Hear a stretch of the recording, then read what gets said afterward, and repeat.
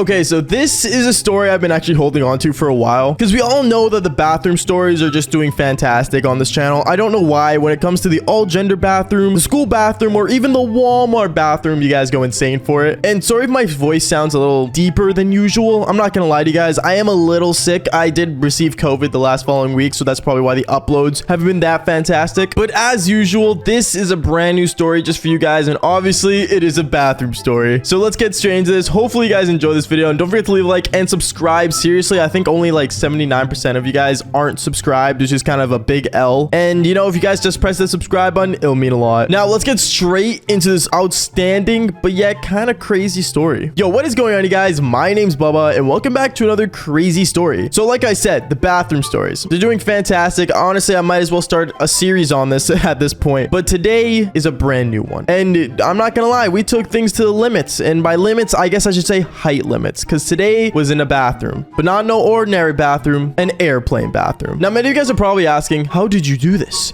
That is not possible. How in the world did you do it on an airplane bathroom? And honestly, I'm here to tell you guys, it's actually not that complicated. So back when I was in high school, I remember I took a French course, or like, you know, basically a language speaking course, because it is a university requirement down here in Canada. I don't know about anywhere else, which is funny because I never actually went to university or college. Wow, you guys really changed my life on that one. But basically, I'm not gonna lie, there was no like good course other than French to take, because you know that's the one French Canadians, or Canadians at least, learn throughout the years of like growing up. We would always have like some sort of French class. So I remember I took a French course, and I remember during this French course we basically like learned like the basics of French, blah blah blah, bonjour, ça va bien, you know, all that basic French stuff. I'm not gonna lie, I'm not the best at French, but it is what it is. And I remember in my French class there was this one chick who was actually like really good at French. Like, I'm not even joking, she was outstanding. She knew like every word. She knew all like the, you know, feminine and like masculine translations. Like, she was really good at French. Okay, like it was outstanding. And I remember, you know, I always wanted her to like help me out with French and stuff like that, and she would gladly help me out with doing a bunch of different things, and you know, basically help me do my homework, or in circumstances I watch her as she does my homework, because she was pretty attractive. And I remember one time as we were all doing homework in like our groups and stuff like that, our teacher walked in and said that we were doing a trip to France. Now this was obviously a surprise for us, because you know, whoa, a school's funding a big trip, but at the same time we did have to pay like a pretty big payment of that. But you know, that's not the point. The payment wasn't the issue. The issue was that, I'm not gonna lie to you, I didn't really have any friends in that class. I didn't have any friends in that, well, let's just say classroom, other than the hot chick that helped me do my homework. So I remember what I decided to do was like basically like, you know, talk to her through Snapchat, and basically like, you know, kind of talked her up, because I didn't really want to be alone on this trip. And also, isn't like France or Paris like, you know, like the city of love or whatever? I'm not sure, whatever. I tried to connect that in some way, but you know, I guess not. Anyways, I remember as like, you know, I started packing my bags and stuff because my parents let me go on the trip. I was like kind of like planning on like, you know, how romantic it would be if me and her, you know, I don't know, did some cool stuff together, like a date somewhat. I don't know. I was kind of like a helpless romantic at that moment, and anything worked in my book. I don't know how to tell you guys. So I remember I was talking to her up the whole night before our flight, and you know, I was just, you know, talking to her, being nice to her, you know, making it seem like we were a thing. And I guess in her mindset we were also, which was like a big W. And I remember as like, you know, we were getting ready for the flights and stuff, and you know, I got to the bus stop, or the school that was gonna take the bus to the airport. She was like kind of like always like near me and stuff, to the point where like it seemed like to the class like we were gonna be a thing. So like everyone like, you know, screw off, which was really good in my opinion, which was really like beneficial. I wasn't alone. Yay, that's the first. So once we got on the bus, I remember she like kept like sitting beside me and like kind of like getting close to me, to the point where we actually started making out on the bus. And I'm not gonna lie, you know, when you're sitting at the back of the bus, you already know your boy's gonna be getting some. No, I'm kidding. That's not really the quick case here, but I mean, we didn't get some until later, but that's not the point. Basically, me and her were just making out on the back of the bus, doing our own thing, you know, just everyone's just doing their, you know, savas and practicing their intros for when they get to France, when me in reality I was just practicing my French kissing, I would guess. That's a good one. Okay. But yeah, basically, I remember when we got to the airport, me and her were like planning on sitting together and stuff like that. So we did. We sat beside each other and we got on the plane. And once we got on the flight, things got a little iffy. Now, I remember she kept like coming near me and stuff, and the plane was so boring. And I remember we tried watching a movie together, but the movie was like a romantic movie she wanted to watch. And let's just say, like, after a while, I'm not gonna lie, I guess she was just really in the mood. Like, I don't know how to tell if a chick's like horny per se, but you know, you can kind of just tell. Like, I don't think you have to feel them up just to understand that. At least not in my book. I don't know. I guess I've gotten too well known to this, which is kind of funny. But yeah, basically, she was like coming near me and stuff. And it got to the point where I was like, screw it. Like, let's do it. Like what's the worst that can happen? But obviously, I wasn't going to do it on the airport seats. In my mind, I was thinking about doing it there. But then she turns her head over to me and she was like, do you want to go to the bathroom, maybe? And when she said that, I was like, not a bad idea. I don't know what it was. When she mentioned the bathroom, I guess, you know,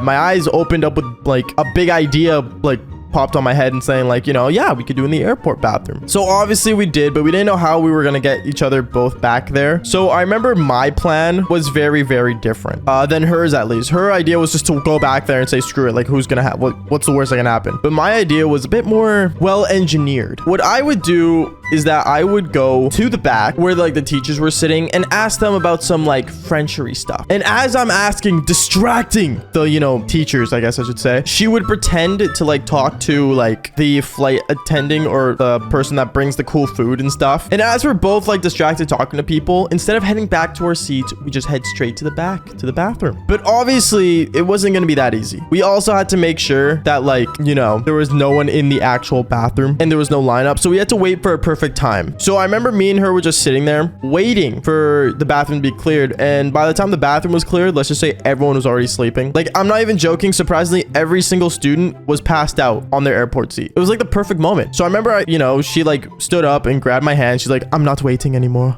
And she took us back there and she literally took me to the bathroom. When I got to the bathroom with her, I'm not gonna lie, this bathroom was so tiny. Like, this thing was small. Like, there was no way anyone could do anything in here. But honestly, you know, when you gotta do it, you just do it. So I remember, you know, she started pushing me up against the wall, blah, blah, blah. Long story short, we ended up doing the Devil's Tango. Wow, that sounded really better with my COVID voice. That sounds sick. But anyways, yeah, so, you know, we did the Devil's Tango. And it went on for, I want to say, like 20 minutes. We tried to make it quick as possible, okay? And I remember, you know, as that was going on, I remember she, like, made a noise. And I guess someone decided to knock on the door and say, hello? Anyone in there? At that moment, I was, like, freaking out. And so was she, because she's like, what do we do without getting caught? So I remember I turned on the sink, acting like I was washing my hands. And basically, I was saying, oh, yeah, just give me a minute here. So obviously, now, like, the person that was knocking on the door knows someone was in there. And basically, I remember what I had to do was make him like distracted in some sort of way. So I remember yelling through the door, oh, like I'm actually bleeding. Can you go get like my teacher? And obviously he was like, oh yeah, like I'll help out. Like, let me go get him. So he went back there and he went to go get my teacher. And basically I told her like right at that moment, like, you got to get the heck out of here. So I remember I literally grabbed her and I pushed her out of there. She literally went out and she like went back to her seat and stuff. And then the teacher asked like, oh, like, is, you know, Bubba back there? And she said, yeah, Bubba's back there. He's just, you know, bleeding, I think. And at this moment, I didn't know what I was gonna do because I was just in the bathroom with the water on, just washing my hands, praying that I would like bleed out of nowhere. And let's just say, obviously, I can't make myself bleed. I mean, I could, but that's no, I can't.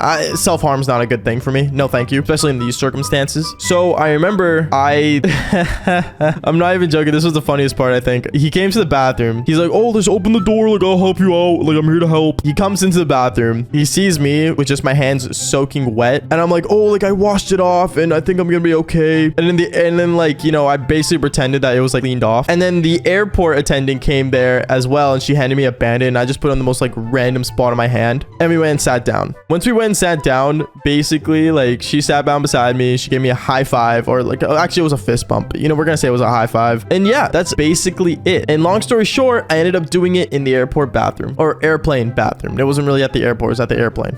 So yeah, you know, I never realized I would take things to great limits or great height limits, but this was successful. And other than that, thank you guys so much for listening. Make sure you guys leave a like and subscribe, and I'll see you guys in another story. Peace.